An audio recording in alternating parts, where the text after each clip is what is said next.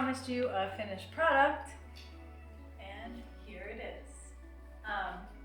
The big reveal. So last time you saw me, none of this was done. It was just tile, and we didn't even have paint on the walls. So come on in, let me show you how it all looks. We're gonna start over by the shower.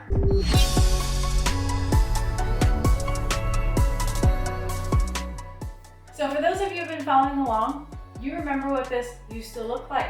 There was a tub here, we had some old brown tile shower curtain. It was just outdated.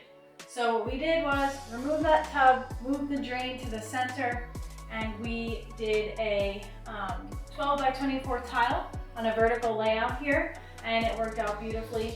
We did a large niche so that we didn't get any weird cuts around the outside of it, just to give it a nice seamless look. I think that this room looks 10 times bigger than it was, and we didn't increase any square footage. So there you have it, guys. It looks amazing. I think I'm super impressed.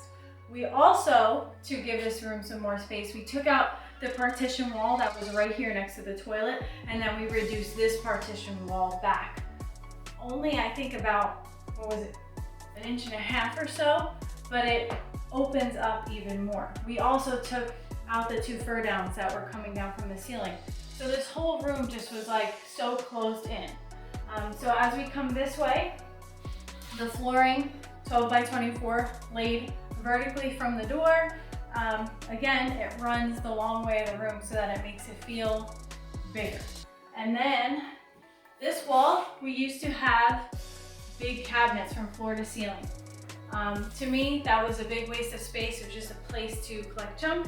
And then also you had cabinets here for the vanity and cabinets here. It was just too cluttered. So got rid of that, put up some Shiplap, painted it black to give the room, you know, just some moody vibes. And then I did some towel hooks over here. So this is like my little towel wall, little basket just for some towels and storage, because there is no need to have all that storage. This is good enough. Then coming over here, we ripped out that old vanity and we replaced it with a nice floating vanity. This is a 48-inch, has a single sink.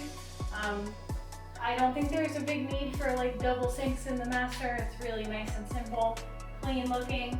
And then we added some fresh lighting, put in a new mirror with nice little black details. Same thing here with the sink. Clean and simple. This is just a white quartz countertop, and we went with a little backsplash as well. Over here there was just a in-the-wall medicine cabinet, one of those old ones where like the men used to put the razors in the back.